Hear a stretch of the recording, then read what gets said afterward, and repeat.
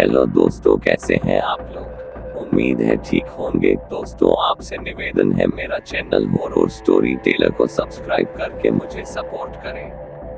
धन्यवाद। दोस्तों, गांव में एक बड़ी हवेली थी जिसे सभी लोग छोड़कर भाग जाते थे। रात के समय वहां कोई नहीं रुकता था। कहा जाता था कि हवेली में रात के समय अजीब अजीब आवाजें सुनाई देती हैं और वहां भूत होते हैं।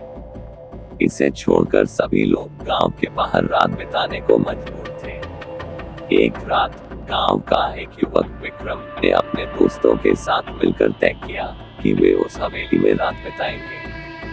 विक्रम बहुत ही उत्साही और निर्भीक होता था और इसे खुद पर यकीन था कि कोई भूत नहीं होते। रात का समय आया और वे हवेली की ओर बढ़े।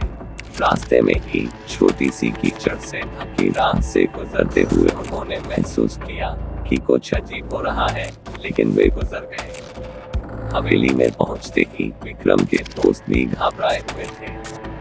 हवेली का माहौल बहुत ही डरावना और सन्नाटा भरा हुआ था। चिरपिंग साउंड अचानक रुक गया था।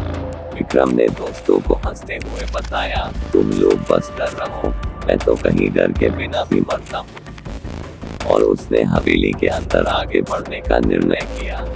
हवेली के अंदर घूमते समय एक विशेष कमरे में उन्होंने एक अजीब सी आवाज सुनी। वे धीरे धीरे आगे बढ़े और देखा कि वहां एक पुरानी किताब खुली हुई थी। विक्रम ने देखा कि किताब में कुछ अजीब सी जिम्मेदारी थी। जिम्मेदारी ये थी कि जो कोई इस किताब को छूता है वह उसका शिकार बन जाता है। उसने देखा कि किताब में लिखा था कि अगर तुम इसे बंद करना चाहते हो तो तुम्हें किसी एक सवाल का जवाब देना होगा। विक्रम को इस चुनौती ने चुनौती महसूस किया। वह अचानक से तंग आकर तोते की तरह वहां की चीजों को घुमाने लगा।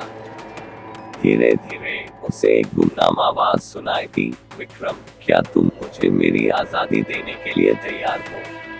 विक्रम का हौसला छूटने लगा, लेकिन उसने फिर से अपनी निर्णय और क्षमता को जगाया और बोला, हाँ, मैं तैयार हूँ। वह उच्च स्वर में उत्तर देता है।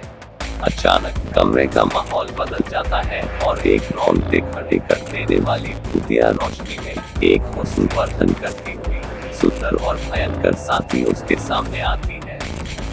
वह कहती है, धन्यवाद विक्रम, अब तुम्हें मुझसे चुटकुला हुआ है। अब मैं और मेरे भूत तुम्हारे साथ रहेंगे और हम एक साथ सबको डराएंगे। विक्रम का चेहरा देखकर उसके दोस्तों ने डर के मारे हुए दौड़ते हुए हवेली छोड़ दी।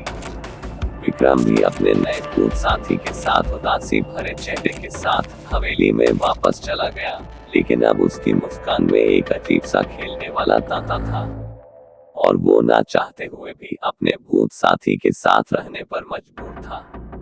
और उस दिन के बाद हवेली से कोई आवाज नहीं आती थी, क्योंकि गांव वालों को लगता है कि अगर कोई गांव वालों को नुकसान करना चाहता होगा तो विक्रम उनको रोकता होगा। दोस्तों, कैसी लगी भूतिया कहानी। ऐसी और कहानी के लिए चैनल को सब्सक्राइब जरूर करिए। धन्यवाद।